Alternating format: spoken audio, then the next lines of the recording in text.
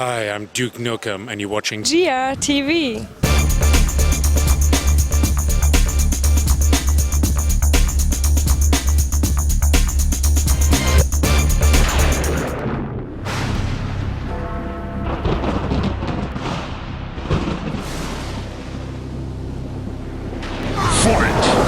If it's one thing that Mortal Kombat has, it's a complicated backstory.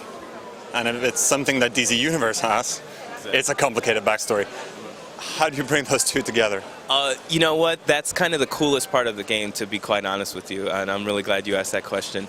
The DC Universe and the Mortal Kombat Universe, obviously, like you say, have complicated backstories. We actually employed two DC writers, Justin Gray and Jimmy Palmiotti, who are kind of world-renowned in like the comic book community, who are also working along with John Vogel, Alexander Barentine, and John Greenberg on the Mortal Kombat side to kind of create a backstory of why these two universes are kind of together. So we're not like Marvel vs. Capcom, where it's just Akuma and Incredible Hulk fighting each other for no good reason. We actually kind of created a story of how these two universes got molded together. And in story mode in the game, you'll be able to see exactly why Batman is fighting Catwoman, or not Catwoman, Scorpion, and Katana is fighting Wonder Woman and that kind of stuff. There's a reason why these two universes are kind of coming together, and it's really complex. There's a multi-layers to it, and there's quite a few surprises throughout the story. So it makes sense, and when the players play it, they're going to want to know exactly what happens and continue through story mode to see what the climax is at the end.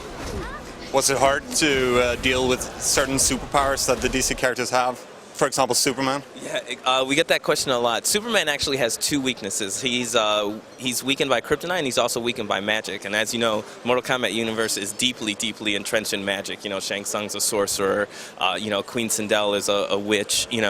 And so it kind of makes sense in the story mode to have Superman's powers weakened, and that's actually included in the story mode. There's a reason why all the fighters have been balanced kind of and are on a level playing field. There's a reason why Joker has the ability to fight, and there's a reason why Superman has the ability to not kill somebody in a single punch. So it'll all make sense throughout the course of the story mode.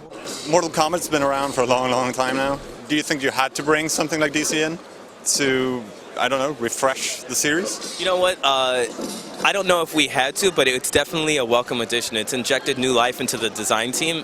This is the 8th Mortal Kombat, obviously, and after a while, you kind of, not that you fall back to kind of your old vices, but we can't just do the over-the-top gore anymore.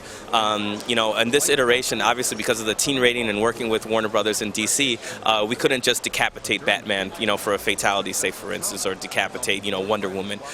So it's kind of made the design team to actually be even more creative, because we have to make our fatalities more bizarre and disturbing versus just over-the-top, gory and violent for the sake of being violent. As kind of Mortal Kombat has had kind of the reputation of doing the same things over and over. Now we have a limited amount of violence, so we have to make sure that the violence has the most impact when it's on the screen. We can't just have buckets and buckets of blood on the floor. We have to have a limited amount of blood, so we have to make sure that when you hit somebody, we have the right amount and all that kind of stuff. So it's definitely breathed new life into the franchise, and at the same time, it's also inspired our creative team to come up with even gorier and even more disturbing kind of things for the next Mortal Kombat, because we're not allowed to do it in this one. So it's actually helped us out a lot.